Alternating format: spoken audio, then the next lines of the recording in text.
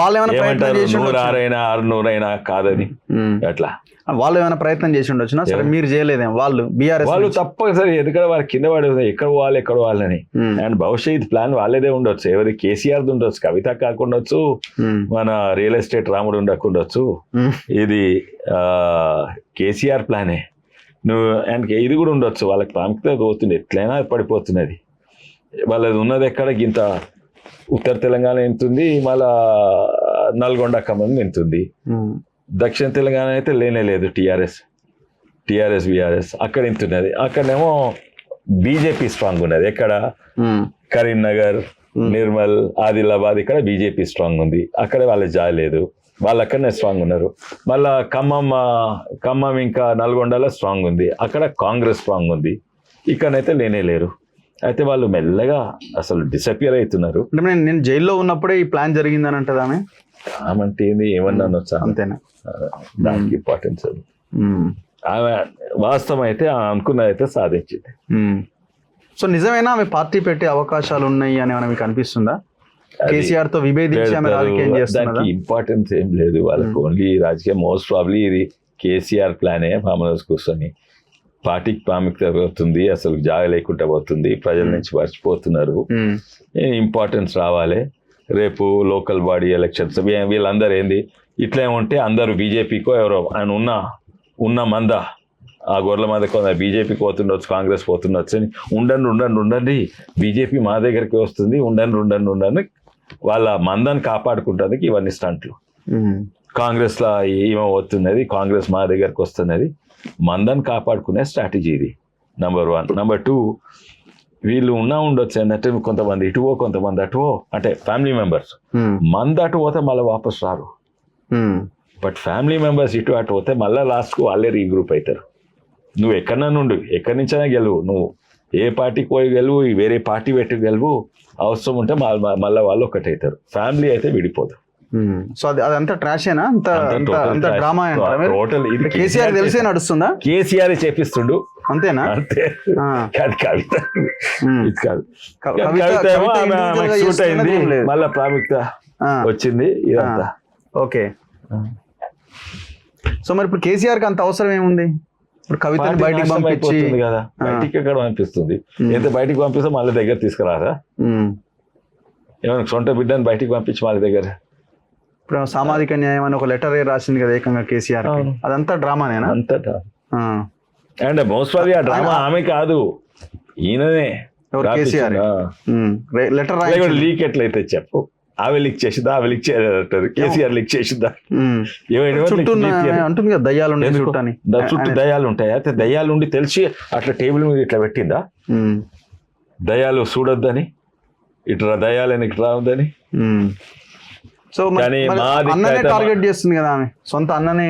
అవును, అదే strategy. Greek వీరుడు అంటే అదే అన్న బీజేపీది. ఇక్కడికి అయితే గేట్ దగ్గర కూడా రాని అంత అన్నీలో కొడతాం. ఎవరిని? బీజేపీ దగ్గరకు వస్తాయి. ఎవరిని? అన్ననా? టీఐఫా కుటుంబ సభ్యులు. ఏమో మీరు ఆ మాట అంటున్నారు, చెప్పలేము కదా. ఈ రాజకీయాల్లో అన్ని మారుతా ఉంటాయి, ఈక్వేషన్స్ చేంజ్ అవుతా ఉంటాయి. కొన్ని చేంజ్ కావు. ఇది చేంజ్ అవదా? పరివారవాది అంటాం కదా, వాళ్ళని తీసుకుంటావా? మరి ఎందుకు మరి రాజా సింగ్ మరి ఆయన ఇంకో లైన్ లో వెళ్తున్నాడు? నేను ఎగ్జాక్ట్ లేదు, నేను పేపర్లో ఇక్కడ చదివిందో ఎందుకో అతను ఫ్రస్ట్రేటెడ్ ఉందో లేకుంటే ఇంకా దాన్ని తిప్పి చెప్పిండ్రో. నేనైతే ఎగ్జాక్ట్ తన డైలాగ్ నా నోట్లో నుంచి వచ్చినట్టు నేను వినలేదు, ఏ వీడియోలో వినలేదు. మీరు విన్నారా? నేనైతే వీడియోస్ అన్ని పేపర్లలో ఇచ్చింది. పేపర్లలో ఏమని రాసుకుంటారు అంటే ఒక పేపర్లో వస్తే వార్త, అన్ని పేపర్లు వస్తే ఒక పేపర్లో వచ్చి తప్ప అనుకోవచ్చు, అన్ని పేపర్లు వస్తే వార్తే కదా. అవును. తను బోల్డ్ స్టేట్మెంట్ చేసిండు, తిప్పి రాసిండొచ్చు, నాకు తెలియదు. తన నుంచి ఉంటే నాకు కొంత రాజకీయ. నేను యాక్చువల్లీ రాజా సింగ్ గారిని అబౌట్ 3 వారాల కింద కలిసిన, అప్పుడు ఏమనలేదు నాతో. అంటే ఒకరిద్దరు లీడర్లు అట్లా ఉండొచ్చు, అన్ని పార్టీలలో ఉంటారు. ఇప్పుడు కాంగ్రెస్ లో లేరా? అట్లనే బీజేపీలో కూడా ఉండొచ్చు. ఉండి అంటే అటువైపు కొల్యుడైన లీడర్స్ ఆర్ కోవట్లు ఆర్ సంథింగ్ కలిసిపోయి పనిచేసే నాయకులు, ఇప్పుడు డ్యామేజ్ చేసే వాళ్ళు ఆర్ సంథింగ్. ఇప్పుడు కొన్ని ఉదాహరణంగా ఇప్పుడు సల్మాన్ ఖుర్షీద్ ఉన్నారు, శశి థరూర్ ఉన్నారు, మనీష్ తివారీ ఉన్నారు కాంగ్రెస్ పార్టీలో. వాళ్ళు ప్రధానమంత్రి మోడీ గారు సపోర్ట్ చేసుకుంటా, భారతదేశాన్ని సపోర్ట్ చేసుకుంటా ప్రధానమంత్రిని ఆఫ్ ఇండియా, నాట్ ప్రధానమంత్రి మోడీని సపోర్ట్ చేసుకుంటా ప్రతి దేశం పోయి పాకిస్తాన్ వాళ్ళు ఇట్లా అన్నారు. అయితే కొంతమంది కాంగ్రెస్ వాళ్ళు ఏమంటారు, ఆయన అమ్ముడు పోయిండండి మోడీకి, మోడీ ఆయనను కొనలేదు, వీళ్ళు అమ్ముడు పోలేదు, వాళ్ళు కరెక్ట్ ఏముందో అది చేస్తున్నారు. కొందరు ఎట్లుంటే, ఉదాహరణగా నేను స్పీకర్ ప్రసాద్ ఉన్నాడు, స్పీకర్ ప్రసాద్ నేను చాలాసార్లు కలుస్తాను. ఇంకా ఈజీ, ఎందుకంటే ఆయన ఎమ్మెల్యే కాదు, ఏ పార్టీకి చెందినవాడు స్పీకర్ వాడు.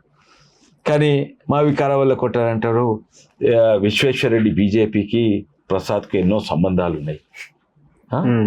అవును, నాకు తెలుసు, ఆయన పర్సనల్ తెలుసు, ఇప్పుడు ఆయన ఇది తెలుసు, నేను ఓపెన్గా చెప్తాను. కానీ కొంతమంది అనేటి వాళ్ళు అంటారు, అండ్ ఎస్పెషలీ నేను వాళ్ళకి వ్యతిరేకంగా వాళ్ళు అనుకుంటే వాళ్ళు అంటారు, బీజేపీ వాళ్ళు ఉండొచ్చు, కాంగ్రెస్ వాళ్ళు ఉండొచ్చు, టీఆర్ఎస్ వాళ్ళు ఉండొచ్చు. అయితే నా ప్రకారం నేను కలుస్తున్నాను. ఎందుకు నేను అట్లా మనోహర్ రెడ్డిని కలిసిన, రామ్మోహన్ రెడ్డిని కలిసిన, అందరిని కలుస్తుంటా, సీఎం గారిని కూడా కలిసిన. అయితే కొంతమంది అనవచ్చు, విశ్వేశ్వరరెడ్డి సీఎంను ఆయన మిత్రుడు దగ్గర అని అనవచ్చు. అవును, మిత్రుడు దగ్గరనే, కానీ రాజకీయాలే. నేను కలిస్తే నేను కొరకు కలుస్తున్నాను, ఓ పర్టికులర్ అజెండాతో కలుస్తున్నా. ఆ అజెండా ఏంది, నేను ఆయనతో జాయిన్ అవుతుంది కాదు, ఇక్కడ ఆయన నన్ను రమ్మంటుందా కాదు. ఇంకోటి, ఒకరు మీద గౌరవం ఉంది, ఎవరు కూడా నన్ను అక్కడ జాయిన్ కమ్మన్నారు, ఎందుకంటే నా వ్యక్తిగతం వాళ్ళకి తెలుసు, నేను కూడా వాళ్ళని జాయిన్ కమ్మను. సో ఇవి ఎన్నో ఉన్నాయి. దాన్ని విశ్వేశ్వరరెడ్డి అమ్ముడు పోయిందంటాడా, ఈయన అమ్ముడు పోయిందంటాడా అనేటోళ్ళు అంటారు. ఇప్పుడు కేసీఆర్ది డ్రామా అంటున్నారు, కవితది డ్రామా అంటున్నారు. ఒకవేళ ఆ డ్రామా వాళ్ళు సక్సెస్ అయ్యే అవకాశాలు ఉన్నాయని మీరు అనిపిస్తున్నదా? డ్రామానా? ఎలక్షన్స్ ముందు వరకు వాళ్ళంతా, ఇప్పుడు ఆమె సామాజిక న్యాయం, ఎస్సీ ఎస్టీ బీసీలను ఒక లైన్ తీసుకొచ్చి 100% డ్రామా సక్సెస్ అవుతుంది. కానీ డ్రామాగానే ఉంటుంది. అంతే. డ్రామా ఫెయిలియర్ అవుతుంది అంటే ఎవరు చూడడు. డ్రామా సక్సెస్ఫుల్ అంటే box office collection. Cinema success failure అంటే ఏంది? సినిమా ఫెయిలియర్ అంటే కలెక్షన్లు ఎక్కువ అవుతుంది, కలెక్షన్ తక్కువ అవుతుంది, ఎక్కువ చూస్తారు తక్కువ. కానీ సినిమా ఉంటుంది, అది రియాలిటీగా మారదు. ఓకే, ఇది కూడా డ్రామా సక్సెస్ అవుతుందా ఫెయిల్ అవుతుందా? డ్రామా అయితే కొంచెం సక్సెస్ చాలా మంది చేస్తున్నారు, కానీ నిజమవుతుందా? కాదు. డ్రామాగానే ఉండిపోతుంది.